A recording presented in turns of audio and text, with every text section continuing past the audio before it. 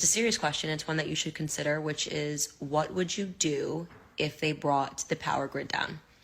And by they, I mean if the government purposefully brought the power grid down. And I'm not asking that question for fun. I'm asking that question because the World Economic Forum is predicting that a cyber pandemic, you can look this up, they've been running exercises about it this year, is inevitable.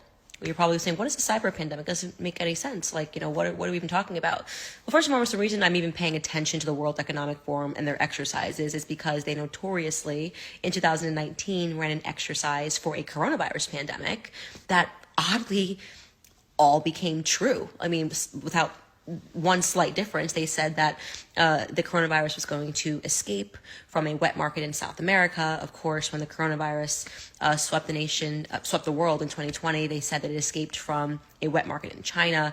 You can still look that up, by the way. That's not a conspiracy theory. They simulated that coronavirus pandemic. It was the World Economic Forum in collaboration with the Bill and Melinda Gates Foundation, in collaboration with Johns Hopkins University. And the website is still up, and they say, the coronavirus pandemic is inevitable. And then boom, it happened the very next year. So people say it's a conspiracy theory to believe that they knew that the coronavirus pandemic was going to happen. You don't have to believe it was a conspiracy theory, or you can believe it wasn't a conspiracy theory. It's up to you. I don't really care.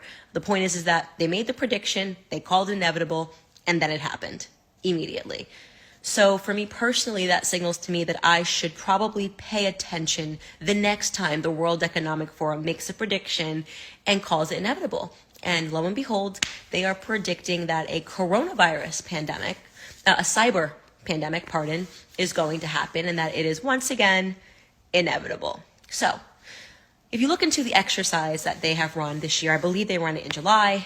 They've been meeting and talking about the cyber pandemic, what it would look like. Essentially, their idea is that they're going to have to sanitize the internet because a bug, think of it as like a coronavirus for your computer, is going to sweep globally, and the only way they're going to be able to stop this bug from infecting everything is to effectively shut down the internet, right?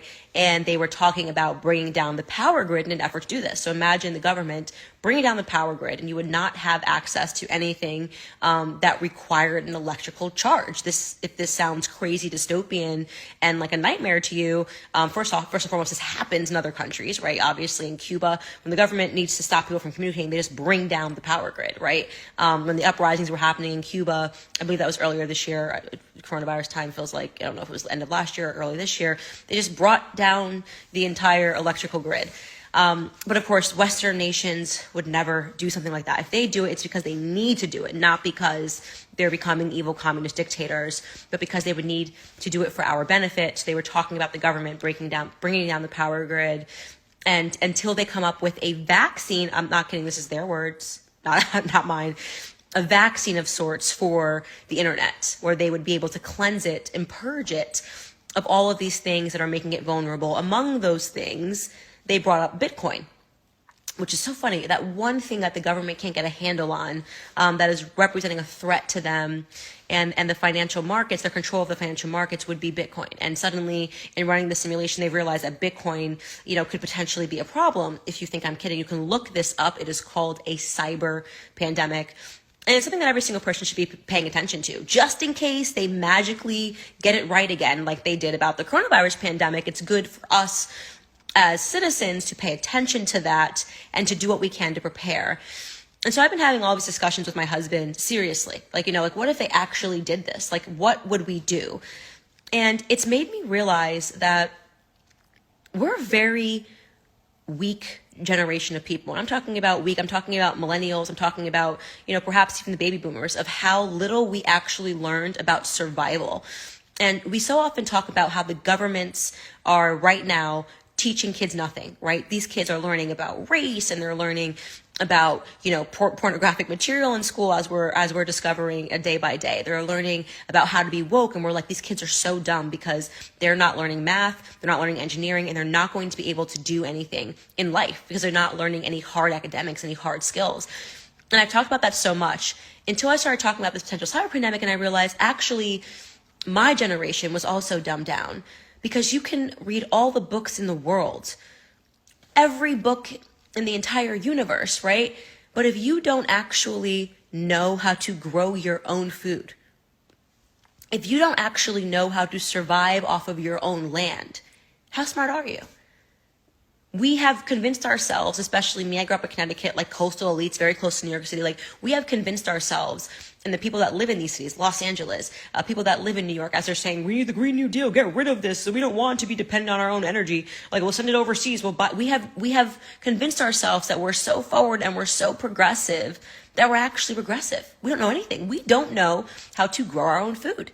The majority of us know how to grow our food. I have made it my entire initiative since moving to Tennessee is for my husband and I to be able to do everything by ourselves. Fortunately for me, my husband is a hunter. So you can take your picket signs and take them somewhere else, because I don't care. My husband hunts. Good.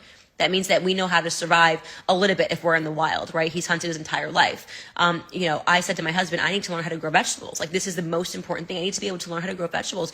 We're going to get some chickens. Like, I never thought I would say this. Like, we're going to be getting chickens next year because I want to be able to know that we have food on our own property. I do not want to be a dependent.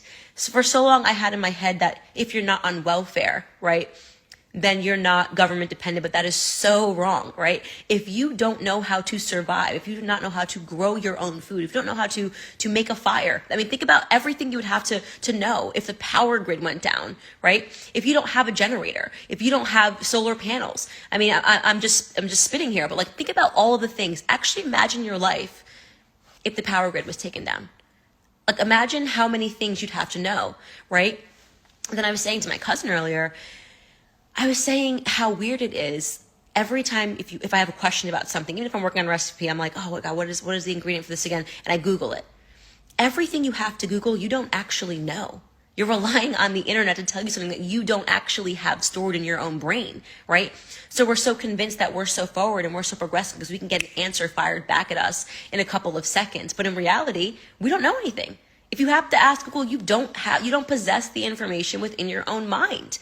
So I said to my husband and I said to my cousin, like, I want to start buying books, right? The recipes are no good if they're online, right?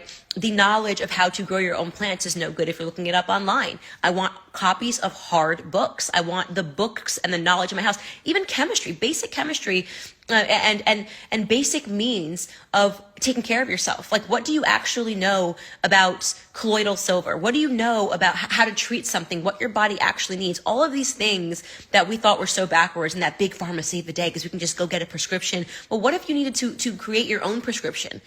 What do you actually know about how to survive by yourself? What do you know that you can take that will make you better? If you get a burn, if you get sick, what are the things that actually help you in your own household? What can you have? What can you possess that will make you better? All of this stuff, like, you should be thinking about now, right? You should be thinking about it now. This is not a conspiracy. This is common sense, right? If you don't know how to survive, how would you convert salt water into drinking water? Do you know how to do that?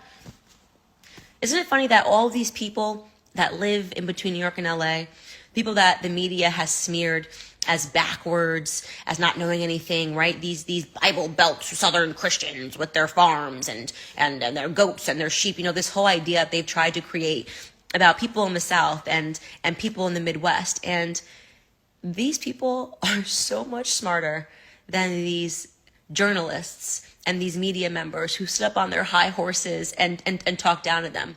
Because you know what? If the government brought down the power grid, these people would be just fine. They would be unaffected. They'd say, yeah, you can take your latte and your Starbucks all the way back to New York and LA. We're good here. And it's something that I think you should especially be thinking about now for all of you people who voted for Biden and actually thought you could just keep printing money. And now you're realizing, oh, wait, we can't. And gas prices are through the roof. And I don't really know what I'm going to do as I'm watching the government actually impoverish me, right?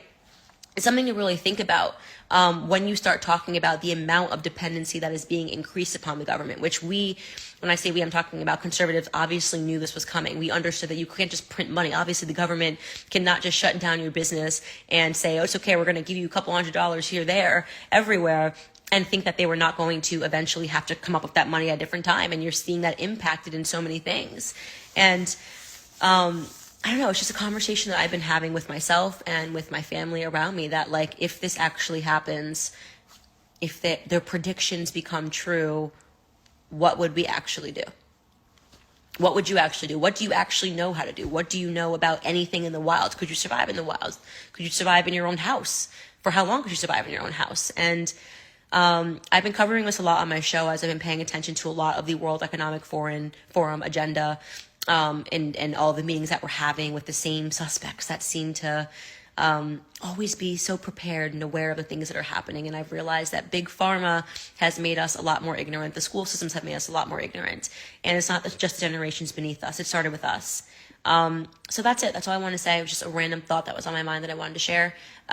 If you agree, then maybe stock up on some stuff in your house that you might need. Maybe buy some books. Yeah. Anyways, that was all I wanted to say. A quick little rant for you guys. Bye.